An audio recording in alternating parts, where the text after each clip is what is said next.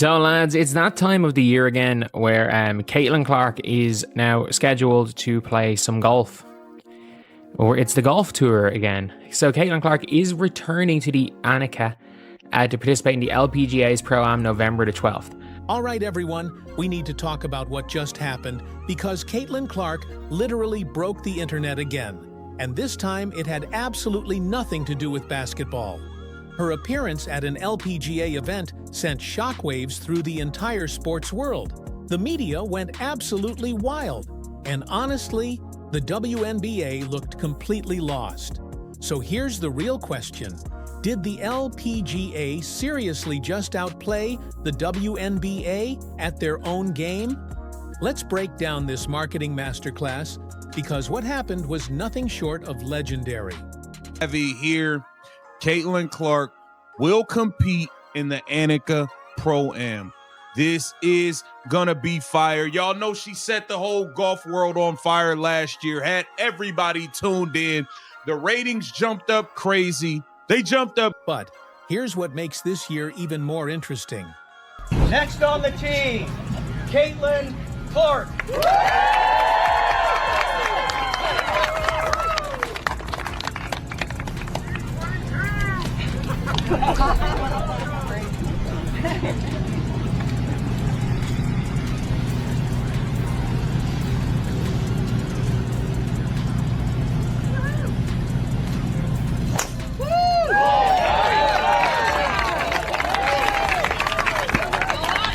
This wasn't supposed to be a big deal. It was meant to be a low-key charity pro-am with a few athletes and golf stars. Nothing major at all. But the second Caitlin's name hit that invite list, everything changed. Fans immediately flooded social media, asking how they could watch, how they could attend, and whether it would be streamed. The response was so overwhelming that the LPGA, which wasn't even planning to televise the event, had to completely change their setup. All because of one player. And that's when you knew something special was about to happen. Now, here's where the LPGA showed they understand marketing better than most sports leagues in America right now. They didn't just invite Caitlin Clark. They built the entire event around her. She became the face of their promotions, the centerpiece of their marketing strategy, and the reason millions of people tuned in. Thank you. Caitlin Clark brought her golf game to the LPGA Tour today, playing in a Pro-Am that attracted a bigger crowd than the Tour often gets. Clark played at the back nine at Pelican Golf Club with Nelly Korda. She's the #1 player in women's golf. And get this, they paired her with Nelly Korda, the #1 golfer in the world. That's not just good planning, that's genius-level strategy. It's like putting Caitlin Clark and Aja Wilson on the same court and saying, go break the internet. The LPGA put Caitlin on national television. They created graphics, posted highlight clips, and gave her prime coverage across all their platforms. They made promotional videos, shared behind-the-scenes content, and treated her like the superstar she is. Their caption on one post said it all. Queen of the court, meet Queen of the course. That's exactly how you do it. When Caitlin teed off, the crowd looked like a mini rock concert. There were signs, cheers, chants. It was wild. People who had never watched a single golf match in their lives were suddenly talking about the LPGA. For 2 straight days, Caitlin was everywhere. ESPN, Bleacher Report, Yahoo Sports, Golf Digest. Everyone was covering her swing, her smile, her personality, her impact on the sport. The LPGA understood something fundamental. Caitlin Clark isn't taking attention away from golf. She's bringing attention to it. Let's talk numbers and impact, because this is where it gets really interesting. I wanted to come say hi and introduce myself. I play out here on tour. I'm Maria. Thank you for being out here. It's very cool what you're doing for sports, kicking ass on and off the field. But now, and here's the Caitlin Clark effect, Morgan, with Maria Fossey and other players out here following. That's good. A lot of fun. Made it easy. Annika, could I steal you for a second? I don't think I'll have like bigger I can't say bad stuff on TV, but badasses once together. We're doing a fun next. On that side. There we go. Yeah. I'm next. Yes. 1, 2, 3. Yeah. Hi, Allie Ewing. I said the buzz from the players over here, so I'm distracting you. for weeks No, y'all are trying to get has finished. been huge. Somebody take this picture. By the way, Allie, an outstanding point guard in her own right in Fulton, Mississippi. Hang tight. All-state. Thanks for being here. Yeah. Good luck. The moment Caitlin appeared at the event, ticket sales spiked. Social media engagement for the LPGA tripled. Merchandise sold out. They gained new followers from around the world, including overseas markets that typically don't pay attention to women's golf. The event attracted bigger crowds than the tour normally gets for actual tournament rounds. People showed up in droves just to watch her play 9 holes in a Pro-Am. And here's the beautiful part.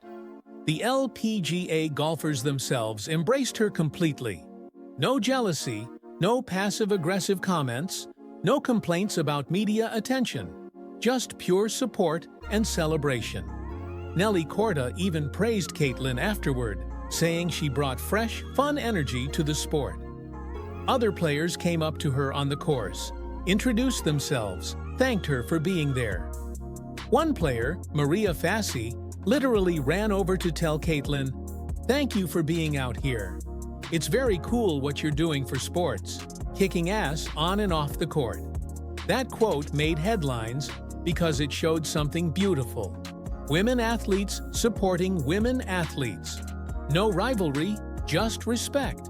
The LPGA created exactly what women's sports needs more of: unity, celebration, and smart promotion of star power. Now, here's where this story takes a frustrating turn. While the LPGA was trending worldwide, celebrating Caitlin and gaining millions of impressions across social media, the WNBA was completely silent.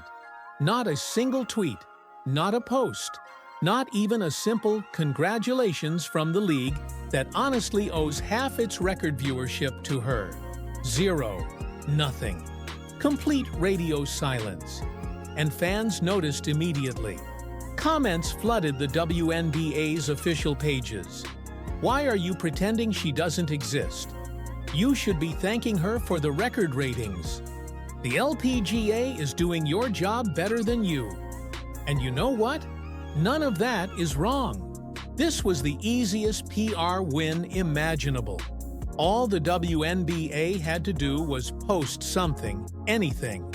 A simple retweet with "Our girl Caitlin taking over the fairway" would have worked.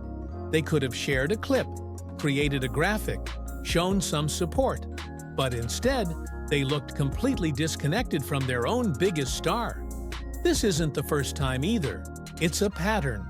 Remember when Caitlin broke attendance records and the league barely acknowledged it? Or when her jersey became the top seller and they stayed quiet?